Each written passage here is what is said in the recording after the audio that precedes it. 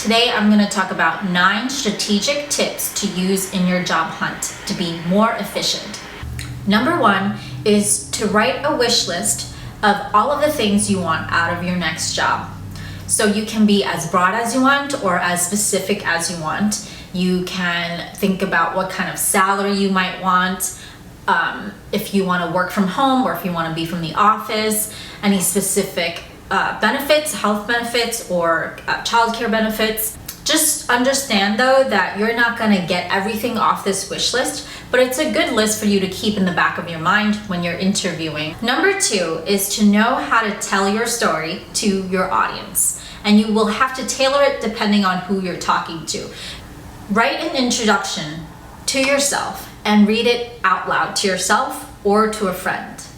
And you're gonna want to cut out everything that is a filler or doesn't seem relevant to the job that you're applying for. If you're talking to the hiring manager, you might talk about different points of your career. If you're talking to somebody who's interviewing you technically, you might talk about something more technically specific that you've done in a project. Let's say you have 30 seconds to tell your story. It has to be quick and catchy for you to be able to get your most important points across to your interviewer. If you put yourself into the interviewer's shoes, what do I want to know from this person to be able to gauge if I want to put them through to the next round?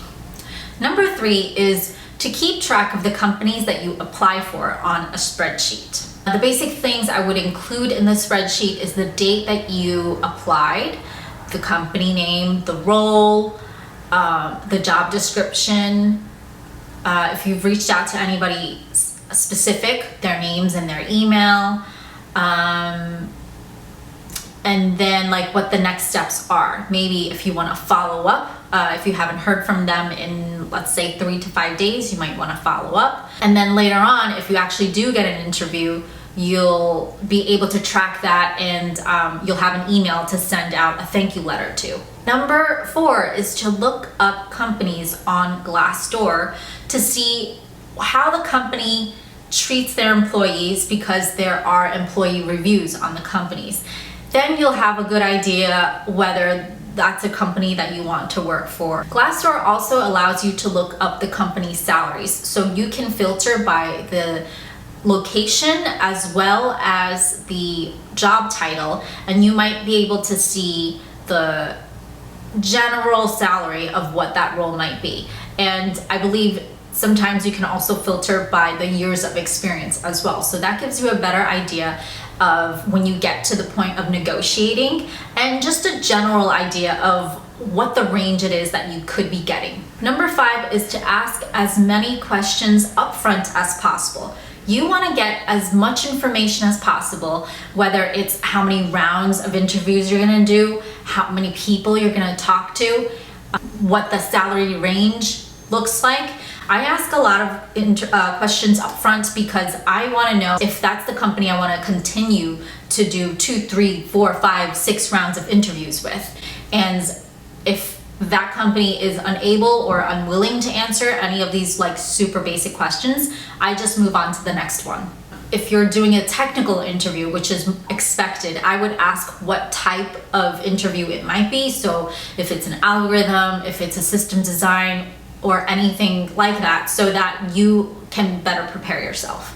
Number 6 is to ask for referrals from your friends and family. And I say this because, again, people get people jobs, and you have to be introduced to somebody for them to even know that you exist and that you're looking for a job. So the closer in the degree of separation that you are to the next person that in the company that's hiring, then you have better chances. You're not going to get it for sure, but you have better chances. Number 7 is to touch base with somebody that you've met at least 3 to 5 times to develop and build a relationship with them.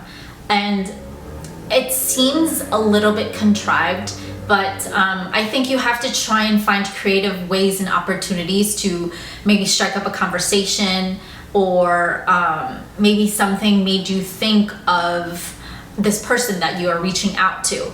And oftentimes that'll keep the person thinking, oh, you know what, so-and-so reached out to me a couple of days ago and I know that they're looking for a job, and maybe this is something that I can help them out with if I hear of something. So that's why I'm saying 3 to 5 times, because since you're the person looking for the job, you need to be more proactive. And I guess you also should gauge like whether the conversation is going well or not, because you don't want to seem like you're pestering somebody for the sake of just like trying to get that job. I think to an extent, your connection and your conversations should be genuine. Number 8 is to ask for feedback after interviews. Some companies will be direct with you and tell you exactly why you might or might not be fit for the role. And some companies won't. So if you do get the feedback and it's negative, leverage it as something that you can improve on. Don't let it get you down, because 99 times if you're interviewing, you're gonna get rejected. But at least you can use this feedback as something to kind of propel you to your next job.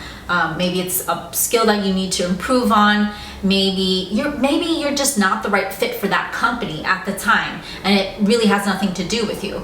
But if you ask for that feedback, at least you have like the peace of mind to understand that, okay, like this is not gonna work out. I'm gonna move on, and I did everything that I could to do the best in this interview, and it just didn't work out. Number 9 is to not get discouraged if you get rejected.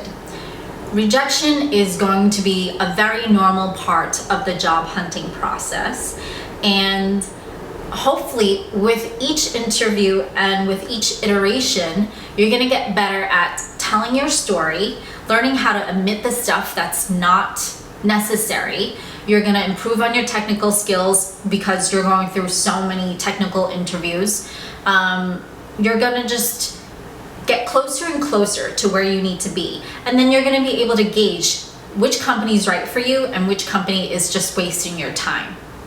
So good luck, and I hope that these tips help you with your job search. And let me know if you have any questions or comments.